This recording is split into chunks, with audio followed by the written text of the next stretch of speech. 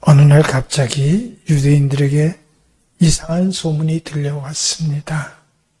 어떤 낯선 사람들이 유대인의 왕으로 나시니가 어디 있냐 찾아다닌다는 그런 소문이었습니다. 그 사람들은 동방에서 그의 별을 보고 왔다고 했습니다. 몇 사람이 왔는지 정확하게는 알 수 없지만 최소한도 2사람 이상이면 틀림이 없는 것 같습니다. 왜냐하면 그들을 박사라고 하지 않고 박사들이라고 표현했기 때문에 2사람 이상인 것 같습니다. 그리고 그 박사들은 그의 별을 보고 이렇게 표현된 것을 봤을 때 별을 보고 점을 치는 점성가들이었던 것 같습니다. 그들은 유대인에 대한 상당히 깊은 지식도 가지고 있었던 것 같습니다. 그들이 말하기를 유대인의 왕으로 나신 이가 어디 계시냐? 이 말이 쉬운 말이 아니거든요. 유대인들은 지금 분봉왕이라고 해서 헤롯 같은 경우, 꼭두각시 같은 그런 경우 빼놓고는 실질적인 왕이 없은 지가 수백 년이에요. 지금은 그리고 로마가 식민 통치를 할 때거든요. 유대인의 왕으로 나신 이가 어디 계시냐 하면 이 말 아주 짧은 말이지만 이 말 속에 유대인들의 역사와 지금 형편까지 다 알고 있다는 얘기가 되는 겁니다. 그러니까 그들이 그렇게 물었을 때 예루살렘 온통 소동이 일어났습니다. 탄생 소식, 왕의 탄생 소식이 많은 사람들에게 충격을 주었다는 얘기예요. 왜 충격을 주었을까? 그때가 오늘 말씀에도 있듯이 그들이 예루살렘을 방문한 그때가 헤롯이 나라를 통치할 때죠. 헤롯 왕은 어떤 인물입니까? 로마의 힘을 빌려서 로마가 이렇게 왕노릇하라고 맡겨서 하는 왕이에요. 그리고 유대 혈통이 아니고 유대인하고는 가깝긴 가깝죠. 왜냐하면 에서의 자손이 에돔이잖아요. 그러니까 에돔 사람이에요. 그러니까 적통이라고 할 수가 없는 거죠. 근데 이런 것이 어떻게 작용하느냐? 겸손하게 만들면 좋겠는데 컴플렉스 비슷하게 자격지심 비슷한 게 있어갖고 불안하고 좀 난폭하고 그러다 보니까 어떤 일을 벌이냐? 자기 왕권에 대해서 혹시라도 시비 걸 만한 사람이 등장하면 가차없이 죽여버렸어요. 그냥 가차없이 죽였다는 말 속에 뭘 담고 있냐면 자기 자식도 죽였어요. 자기 아내도 죽여버렸어요. 혹시라도 그들이 반역할까봐. 그건 아주 폭군 중에 폭군이죠. 그렇기 때문에 그랬는지 모르지만 한편으로는 자기가 다스리는 유대인들에게 환심을 사려고 상당히 유화 정책 같은 걸 폈어요. 대표적인 게 성경에도 있는 것처럼 성전, 솔로몬이 지은 성전도 대단하다고 하는데 그보다 훨씬 화려하고 웅장한 성전을 건축하기까지 했습니다. 아직 완공은 안 됐지만 그래서 성경에 있는 얘기대로 하자면 46년 동안 지어왔다니까 대단히 공들여서 정성도 그렇고 돈도 그렇고 많이 쏟아부었던 것 같아요. 그런데 이게 다 왜 그랬어요? 이 왕위를 지키기 위한 목적 때문에 그랬는데 느닷없이 어디서 나타났는지도 잘 알 수 없는 사람들이 와서 유대인의 왕을 찾는단 말이에요. 당황할 수밖에 없고 감당하기 어려운 소식이죠. 그렇기 때문에 그는 즉시로 대제사장 서기관들을 모아서 그들에게 물었어요. 그리스도가 어디서 나겠느냐? 오늘 읽은 말씀에 나온 대로 합니다. 그리스도가 어디서 나겠느냐?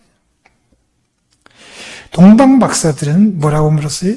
유대인의 왕으로 나신 분이 어디 계신가?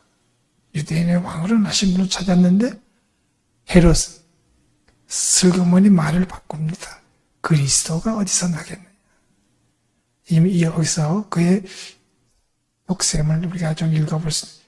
왕이란 말, 유대인의 왕이란 말을 어떻게라도 이렇게 덮어두고 싶었던 것 같아요.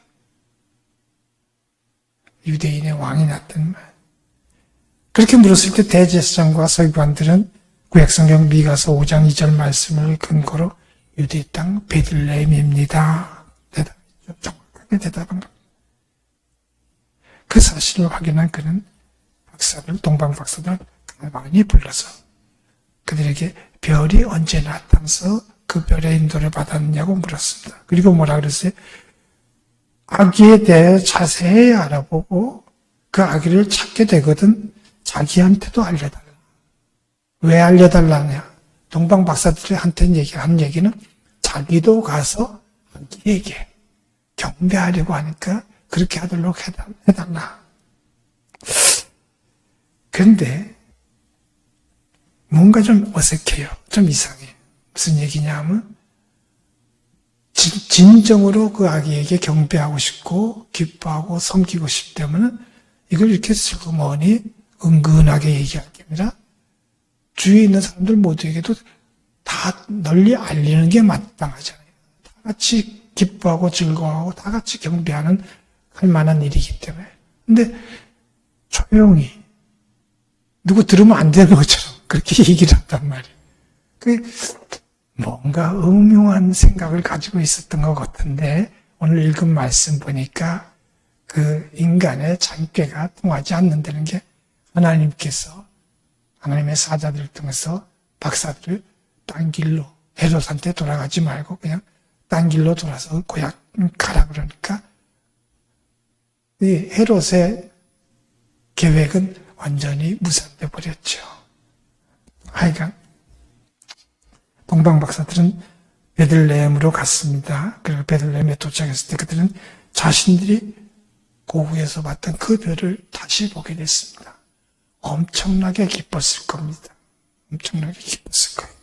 크게 기뻐하고 그들의 순례 끝에 그들은 아기 예수를 만났잖아요.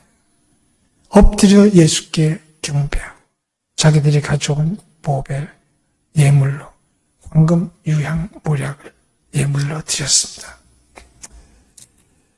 이런 건 무슨 잘 중요한 얘기는 아닙니다만 동방 박사들이 아기 예수를 만난 시점이 언제냐? 호사가들은 이런 것도 자꾸 따지고 싶어 해요.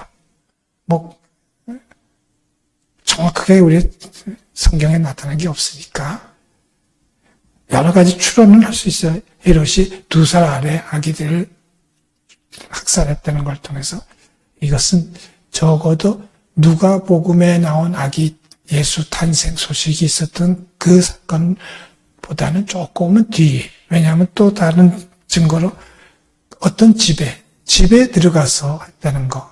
그때는 마구간에 있는 말구유에 누워 있는 모습을 봤는데 누가복음에는 여기 좀 시간이 흘러서 어느 집에 머물러 있는 아기를 본 거다. 이렇게 보면 될 것 같아요. 하여간 마태복음 기자는 동방 박사들의 그 순례 여정을 아주 짧게, 아주 간략하게 소개하고 있어요. 그러나 짧지만 그 속에 매우 중요한 의미들이 상당히 많이 담겨져 있어요. 무슨 얘기를 하느냐.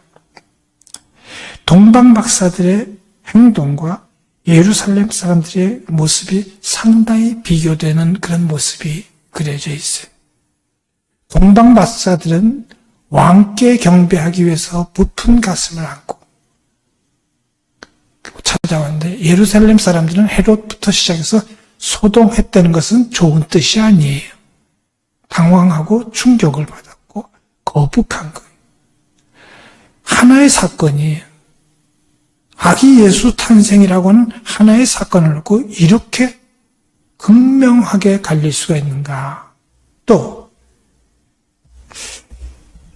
유대인의 왕이 계신 곳 베들레헴, 그렇게 화려한 것이 아닌 애당초 미가서에 있는 얘기를 봐도 사람들이 별로 관심을 두지 않는 그런 곳이었던 것 같아요. 너 작지 않다고 하나님께서 말씀하신 거 보면 자기들 스스로는 대수롭지 않은 그 마을이라고 생각했던 것 같아요. 반면에 지금 그 아기 예수를 제거하고 싶어하는 헤롯이 있는 예루살렘의 형편은 상당히 호사스럽고 번성하는 그런 모습이에요. 진짜 중요한 것은 아기가 누구인가에 대해서 각각 다른 표현을 하잖아요. 동방 박사들은 성경에 기록되어 있는 그대로 유대인의 왕을 찾아요. 왕을 하시는. 헤롯은 어떻게라도 평가절하해갖고 할 수만 있다면 제거하려고 하는 그런 모습을 보이고, 이런 대조적인 모습을 통해서 우리는 좀 더 깊이 생각해야 될 것 같습니다. 진짜 중요한 것은 그냥 스쳐 지나가기 쉽지만 이 짧은 이야기 속에서 구약에 계시된 하나님의 말씀이 완벽하게 성취되었다는 사실. 미가서 5장 2절에 있는 말씀 다시 한번 읽어봅니다. 유대 땅 베들레헴아 너는 유대 고을 중에서 가장 작지 아니하도다. 내게서 한 다스리는 자가 나와서 내 백성 이스라엘의 목자가 되리라. 이 말씀이 완벽하게 성취되었다는데 우리가 주목해야 됩니다. 동방 박사들은 여기서는 추측이지만 그들이 동방에서 보았던 별의 의미가 무엇인지 어느 정도 연구 결과를 알고 있었을 것 같아요. 그렇기 때문에 실제로 그러한지 확인하고 싶은 마음이 간절했을 겁니다. 이 박사들이라는 건 사실 그냥 뜬 소문에 흔들리는 사람이라 연구한 결과가 확인됐으면, 요즘 우리 백신 얘기할 때 보면 그냥 백신을 개발했다 해서 그냥 막 맞는 게 아니잖아요. 1상, 2상, 3상 했어도 부작용이 날까봐 걱정할 정도. 이들은 과학자들이에요.